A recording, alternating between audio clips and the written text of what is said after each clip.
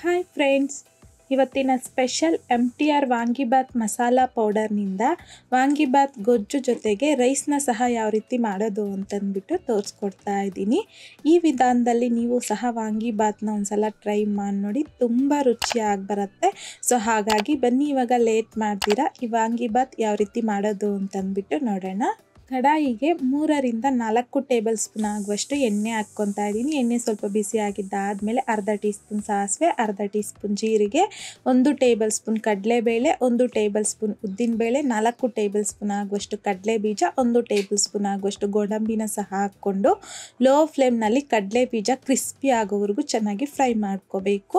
ಈ ರೀತಿ ಫ್ರೈ ಮಾಡ್ಕೊಂಡಿದ್ದಾದಮೇಲೆ ಖಾರಕ್ಕೆ ತಕ್ಕಷ್ಟು ಒಂದು 4ರಿಂದ 5 ಒಣಮೆಣಸಿನ್ಕಾಯಿ, ಹಾಗೆಯೇ ಕರಿಬೇವು, ಸ್ವಲ್ಪ ಹಿಂಗು, 1 ಈರುಳ್ಳಿನ ಸಣ್ಣದಾಗಿ ಉದ್ದಗೆ ಕಟ್ ಮಾಡಿಬಿಟ್ಟು ಹಾಕ್ಕೊತಾ ಇದ್ದೀನಿ. ಈಗ ಈ ರೀತಿ ಮಿಕ್ಸ್ ಮಾಡ್ಕೊತ ಲೋ ಟು ಮೀಡಿಯಂ ಫ್ಲೇಮ್ನಲ್ಲಿ ಜಸ್ಟ್ 1-2 ನಿಮಿಷ ಫ್ರೈ ಮಾಡಿಕೊಂಡ್ರೆ ಸಾಕು.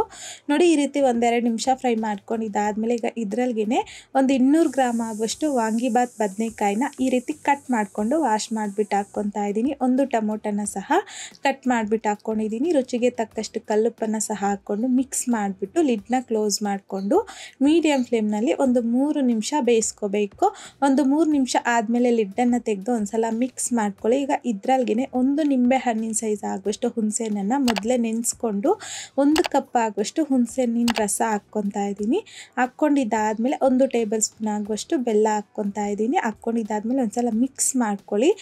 ಈ ರೀತಿ ಎಲ್ಲ ನೀಟಾಗಿ ಮಿಕ್ಸ್ ಮಾಡ್ಕೊಂಡಿದ್ದಾದಮೇಲೆ ಲಿಡ್ನ ಕ್ಲೋಸ್ ಮಾಡಿಕೊಂಡು ಲೋ ಟು ಮೀಡಿಯಂ ಫ್ಲೇಮ್ನಲ್ಲಿ ಹುಣಸೆಹಣ್ಣಿನ ರಸ ಹಾಕಿರ್ತೀರಲ್ವ, ಸೊ ಹಾಗಾಗಿ 1-2 ನಿಮಿಷ ಚೆನ್ನಾಗಿ ಕುದಿಸ್ಕೋಬೇಕು. 1-2 ನಿಮಿಷ ಆದಮೇಲೆ ಇದರಲ್ಲಿಗೆ MTR ವಾಂಗಿಬಾತ್ ಮಸಾಲ ಪೌಡರ್ ನಾನಿಲ್ಲಿ 10 ರುಪೀಸ್ದು 2 ಪಾಕೆಟ್ ಹಾಕ್ಕೊತಾ ಇದ್ದೀನಿ. 1 ಟೇಬಲ್ ಸ್ಪೂನ್ ಆಗುವಷ್ಟು ಸಣ್ಣದಾಗಿ ಕಟ್ ಮಾಡ್ಕೊಂಡಿರ್ತಕ್ಕಂಥ ಕೊತ್ತಂಬರಿನ ಸಹ ಹಾಕ್ಕೊಂಡು ಮಿಕ್ಸ್ ಮಾಡ್ಕೊಳ್ಳಿ. ಸಾಕು. ವಾಂಗಿಬಾತ್ ಮಸಾಲ ಪೌಡರ್ ಹಾಕಿದ್ದಾದಮೇಲೆ ತುಂಬ ಹೊತ್ತು ನಾವು ಫ್ರೈ ಮಾಡ್ಕೋಬಾರ್ದು. ಜಸ್ಟ್ ನಾವು 1 ನಿಮಿಷ ಫ್ರೈ ಮಾಡಿಕೊಂಡ್ರೆ ಸಾಕು. ಅದಕ್ಕಿಂತ ಜಾಸ್ತಿ ಫ್ರೈ ಮಾಡಿಕೊಂಡ್ರೆ ವಾಂಗಿಬಾತ್ ಫ್ಲೇವರ್ ಅನ್ನೋದು ಚೇಂಜ್ ಆಗಿಬಿಡುತ್ತೆ. ಸೊ ಹಾಗಾಗಿ ವಾಂಗಿಬಾತ್ ಮಸಾಲ ಪೌಡರ್ ಹಾಕಿದ್ದಾದಮೇಲೆ ಒಂದ್ಸಲ ಮಿಕ್ಸ್ ಮಾಡ್ಕೊಳ್ಳಿ. ಜೊತೆಗೆ ನಮಗೆ ಈ ರೀತಿ ಗೊಜ್ಜಲ್ಲಿ ಎಣ್ಣೆ ಅನ್ನೋದು ಸಪ್ರೇಟ್ ಆಗಬೇಕು. ಈ ರೀತಿಯಾಗಿ ನಾವಿಲ್ಲಿ ವಾಂಗಿಬಾತ್ ಗೊಜ್ಜನ್ನು ರೆಡಿ ಮಾಡ್ಕೊಂಡಿದ್ದಾದಮೇಲೆ ಈ ಟೈಮಲ್ಲಿ ಫ್ಲೇಮ್ನ ಆಫ್ ಮಾಡ್ಕೊಂಬಿಡಿ ಅಷ್ಟೇ. ಸೊ ನೋಡಿ, ಈಗ ಈ ಗೊಜ್ಜಲ್ಲಿ ಒಂದು ಅರ್ಧ ಭಾಗದಷ್ಟು ನಾನಿಲ್ಲಿ ವಾಂಗಿಬಾತ್ ಗೊಜ್ಜನ್ನು ಬೌಲಲ್ಲಿಗೆ ತೆಗೆದಿಟ್ಕೊತಾ ಇದ್ದೀನಿ. ಈ ರೀತಿಯಾಗಿ ಮೊದಲೇ ನೀವು ವಾಂಗಿಬಾತ್ ಗೊಜ್ಜನ್ನ ರೆಡಿ ಮಾಡಿಕೊಂಡು ಫ್ರಿಜ್ಜಲ್ಲಿ ಸ್ಟೋರ್ ಮಾಡಿಟ್ಕೊಂಡ್ರೆ ನಿಮ್ಗೆ ಬೇಕು ಅಂದಾಗ ಬಿಸಿ ಬಿಸಿ ಆಗಿರುವಂತಹ ರೈಸ್ ಜೊತೆಗೆ ಈ ಗೊಜ್ಜನ್ನು ಮಿಕ್ಸ್ ಮಾಡ್ಕೋಬೋದು. ಈಗ ನೋಡಿ, ಇದರಲ್ಲಿಗೆ ಉದುರಾಗಿ ರೆಡಿ ಮಾಡ್ಕೊಂಡಿರ್ತಕ್ಕಂಥ ಬಾಸ್ಮತಿ ರೈಸ್ ಹಾಕ್ಕೊತಾ ಇದ್ದೀನಿ ಹುರಿದಿರ್ತಕ್ಕಂಥ ವಾಂಗಿಬಾತ್ ಗೊಜ್ಜಲ್ಗೆ. ಈಗ ಫ್ಲೇವರ್ಗೋಸ್ಕರ 1 ಟೇಬಲ್ ಸ್ಪೂನ್ ಆಗುವಷ್ಟು ತುಪ್ಪನ ಸಹ ಹಾಕ್ಕೊಂಡು ಜಸ್ಟ್ ಈ ರೀತಿ ಎಲ್ಲ ನೀಟಾಗಿ ಮಿಕ್ಸ್ ಮಾಡಿಕೊಂಡ್ರೆ ಸಾಕು. ನಮಗೆ ವಾಂಗಿಬಾತ್ ಅನ್ನೋದು ರೆಡಿ ಆಗೋಗುತ್ತೆ.